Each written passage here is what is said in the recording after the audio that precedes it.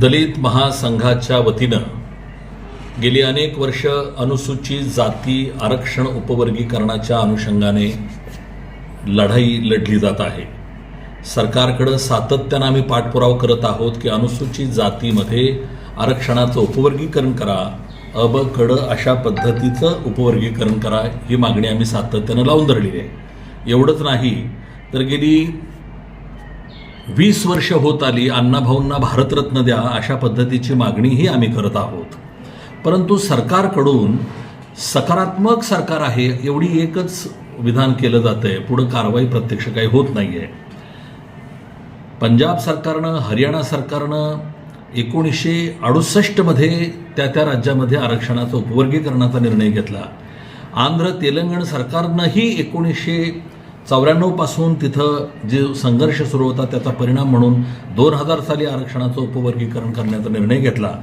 पुढे त्याच्यामध्ये उलटसुलट चर्चा झाली, लोक हायकोर्टात गेले, हायकोर्टातून केस सुप्रीम कोर्टात गेली आणि 1 ऑगस्ट 2024 रोजी सर्वोच्च न्यायालयाच्या 7 न्यायमूर्तीच्या खंडपीठानं निर्णय दिला आणि त्या निर्णयामध्ये स्पष्ट शब्दात सांगितलं की आरक्षणाचं उपवर्गीकरण करण्यास हरकत नाही, यामुळं घटनेच्या कुठल्याही कलमाचं अवमूल्यन होत नाही आणि सुप्रीम कोर्टाच्या त्या 7 न्यायमूर्तीच्या खंडपीठानं समर्थन केलं।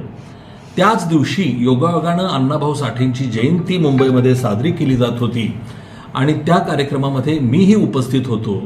मुख्यमंत्री त्यावेळेला एकनाथ शिंदे साहेब होते, उपमुख्यमंत्री अजितदादा उपस्थित होते, फडणवीस साहेब होते। या तिघांनीही आपल्या अण्णाभाऊ साठेंच्या जयंती समारंभामध्ये सांगितलं की सर्वोच्च न्यायालयाचा जो निकाल आलेला आहे त्या निकालाचं अंमलबजावणी करणं ही आमची जबाबदारी आहे आणि सरकार ते आम्ही पार पाडू अशा पद्धतीची त्यांनी भूमिका घेतली। त्याच दरम्यान नंतर निवडणुका आल्या, त्या निवडणुकीमध्ये 15 ऑक्टोबरला सर्वोच्च हायकोर्टाच्या न्यायाधीशाच्या अध्यक्षतेखाली अनंत बदर समिती स्थापन करण्यात आली।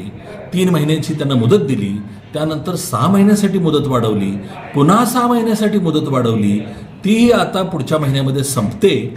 अशा अवस्थेमध्ये आजही त्याचा अहवाल आलेला नाही आणि सरकार फक्त आम्ही आरक्षणाचं उपवर्गीकरण करणार एवढंच म्हणतंय, तर ही गोष्ट काय बरोबर नाही आहे। आम्ही मुंबईला आंदोलनं केलं, महाराष्ट्राच्या उपराजधानी असलेल्या नागपूरला अधिवेशन केलं। आता आम्ही महाराष्ट्राचं सरकार ठोस भूमिका घेत नाही म्हणून येत्या 23 मार्च रोजी दिल्लीमध्ये जंतर मंतर या ठिकाणी मातंग आक्रोश महामोर्चाचं आयोजन केलेलं आहे आणि त्यानिमित्तानं आम्ही ज्या मागण्या केंद्र सरकारकडे सादर करतोय त्यामधली आमची पहिली मागणी आहे की महाराष्ट्रासह देशातल्या सर्व राज्यामध्ये अनुसूचित जातीचं आरक्षणाचं उपवर्गीकरण करण्यात यावं। 1 ऑगस्ट 2024ला सुप्रीम कोर्टानं जो निर्णय दिलेला आहे त्याची अंमलबजावणी देशभरातल्या सगळ्या राज्यामध्ये करण्यात यावी। स्वतः नरेंद्र मोदी साहेबांनी त्यामध्ये लक्ष घालावं, राष्ट्रपती मुर्मू मॅडमनी त्याच्यामध्ये लक्ष घालावं अशी आमची मागणी आहे। त्याचप्रमाणे सत्यशोधक डॉक्टर अण्णाभाऊ साठे यांना भारतरत्न पुरस्कार देऊन त्यांना सन्मानित करण्यात यावं। ॲट्रॉसिटी ॲक्ट इतका दुबळा करून टाकलेला आहे। व्ही.पी. सिंग पंतप्रधान असताना त्यावेळेला जो कायदा करण्यात आला होता 1989 साली, तो आज कायदा खिळखिळा केलेला अक्षरशः। त्यामुळं पुन्हा एकदा दलितांच्या संरक्षणासाठी हा कायदा कठोर करण्यात यावा ही सुद्धा आमची मागणी आहे।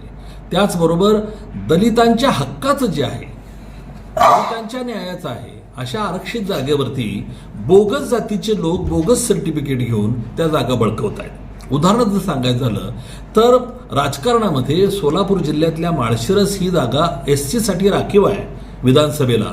तिथं उत्तम जानकर हे धनगर समाजाचे गृहस्थ, त्यांनी खाटीक सर्टिफिकेट घेऊन ती जागा बळकवलेली आहे। लातूरमध्ये लोकसभेची जागा डॉक्टर शिवाजी कोळगे या जंगम व्यक्तीनं मालाजंगम सर्टिफिकेट काढून ती जागा बळकवलेली आहे। म्हणजे अशा पद्धतीनं दलितांच्या अनुसूचित जातीच्या हक्काच्या जागा इतर जातीचे लोक बोगस सर्टिफिकेट घेऊन जे बळकवत आहेत याला रोखण्यासाठी केंद्र सरकारकडे आम्ही अशी मागणी करतोय की अशा पद्धतीनं जे बोगस सर्टिफिकेटच्या आधारावरती अनुसूचित जाती किंवा अनुसूचित जमातीचं जे काही आरक्षण लाटतायत त्यांना जन्मठेपेची शिक्षा झाली पाहिजे, अशी एक आमची मागणी आहे. आणि सर्वात शेवटची पण तितकीच महत्त्वाची म्हणजे डॉक्टर बाबासाहेब आंबेडकरांच्या प्रयत्नातून अनुसूचित जातीला हे आरक्षण मिळालेलं आहे. आणि त्यावेळेची जी त्यांची मूळ मागणी आहे ती अशी आहे की अनुसूचित जातीचं आरक्षण हे पूर्वाश्रमीच्या अस्पृश्य जातीसाठीच असलं पाहिजे. काही राजकीय लोकांनी आजपर्यंतच्या आपल्या राजकीय हेतूसाठी वेगवेगळ्या जातींचा भरणा जो केलेला आहे त्या SC-मध्ये आणि ST-मध्ये तो त्यांनी बदल करावा आणि त्या जागा फक्त अस्पृश्य जातींनाच पूर्वाश्रमीच्या मिळाल्या पाहिजेत, अशी आम्ही मागणी घेऊन 23 मार्चला जंतर मंतरवरती येत आहोत. आणि या आंदोलनामध्ये महाराष्ट्रातल्या तमाम वंचित दलित समाजातल्या घटकांनी सहभागी व्हावं असं आवाहन दलित महासंघाच्या वतीनं आम्ही करत आहोत.